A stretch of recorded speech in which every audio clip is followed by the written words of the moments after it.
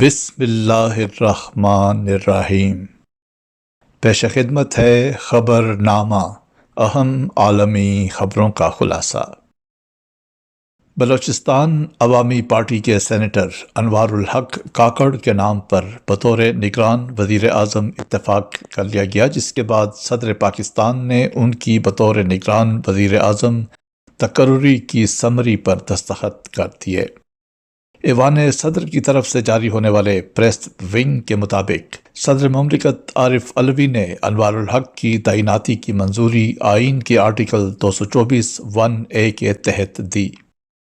ترجمان وزیر اعظم آفس کے مطابق وزیر اعظم شہباز شریف اور قائد حزب اختلاف راجہ ریاض نے مشترکہ طور پر دستخط کر کے ایڈوائس صدر کو بھجوائی تھی۔ انوار الحق کاکڑ بلوچستان سے سن 2018 میں سینیٹر منتخب ہوئے اور ان کا تعلق بلوچستان عوامی پارٹی سے ہے۔ وہ سینٹ کی قائمہ کمیٹی سمندر پار پاکستانی کے چیئرمین بھی ہیں۔ انوار الحق کاکڑ نے سن 2008 میں قاف لیگ کے ٹکٹ پر کوئٹہ سے قومی اسمبلی کا الیکشن لڑا اور وہ سن 2013 میں بلوچستان حکومت کے ترجمان رہے۔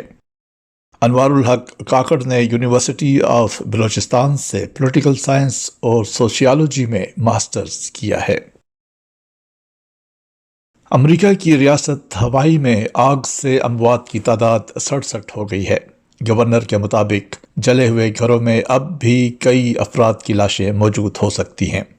آگ سے سینکڑوں مکانات اور عمارتیں مکمل طور پر جل گئیں، جبکہ طوفانی ہواؤں کی وجہ سے آگ بجھانے میں شدید مشکلات کا سامنا ہے۔ جنگلات میں لگی آگ سے تاریخی سیاحتی مقام لوہائنا بھی جل کر تباہ ہو گیا۔ دوسری جانب امریکی صدر بائیڈن نے ہوائی کے جنگلات میں آگ کو بڑا سانحہ قرار دے دیا۔ بم کی اطلاع پر پیرس کے ایفل ٹاور کو خالی کرا لیا گیا، تاہم تلاشی کے بعد اطلاع جھوٹ نکلی۔ پولیس کا کہنا ہے کہ اطلاع جھوٹی ہے۔ تلاشی کے بعد لوگوں کو ایفل ٹاور پر جانے کی اجازت دے دی گئی۔ ایفل ٹاور کو بم کی اطلاع پر خالی کرا کر 2 گھنٹے تک بند رکھا گیا۔ بم کی اطلاع پر پولیس نے ایفل ٹاور کو عارضی طور پر بند کر کے تلاشی لی۔ ایفل ٹاور کی 3 منزلوں اور اس کے نیچے واقع چوک کو سیاحوں سے خالی کروا لیا گیا تھا۔ سعودی عرب نے پہلی بار فلسطین کے لیے اپنا سفیر مقرر کیا ہے۔ نائف الصدیری فلسطین میں غیر اقامت پذیر نان ریزیڈنٹ سفیر کے فرائض سر انجام دیں گے۔ صدر محمود عباس کے مشیر برائے سفارتی امور ماجدی الخالدی نے سعودی سفیر نائف الصدیری کی اسناد وصول کی۔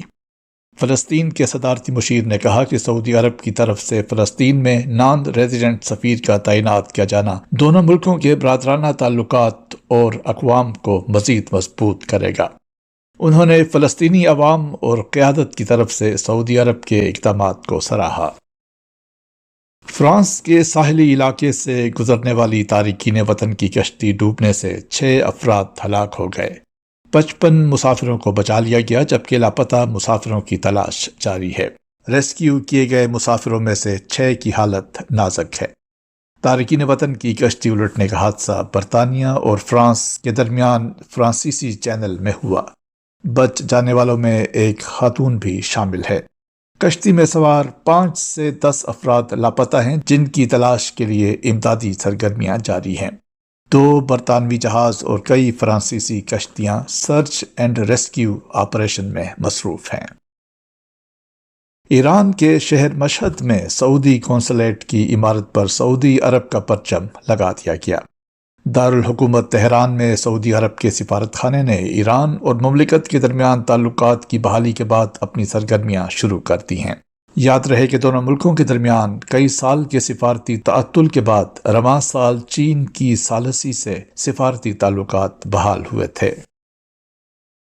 یوکرین کے صدر ولودیمیر زیلنسکی نے ملک کے تمام فوجی علاقائی بھرتی مراکز کے سربراہان کو برطرف کر دیا۔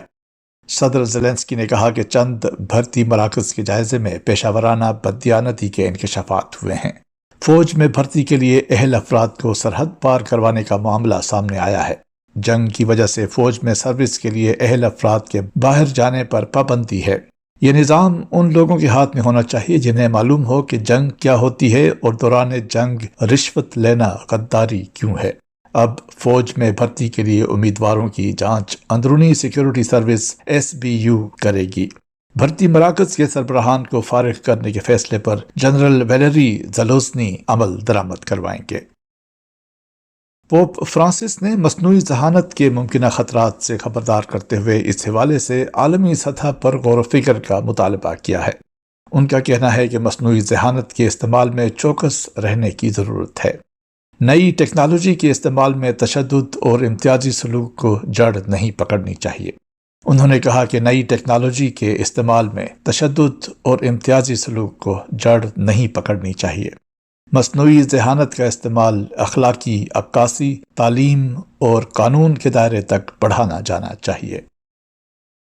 فضائی آلودگی چیک کرنے والی سوئٹزرلینڈ کی کمپنی IQ Air کے مطابق مئی سے اب تک عالمی طور پر انڈونیشیا کا دارالحکومت جکارتہ سب سے آلودہ شہر ہے۔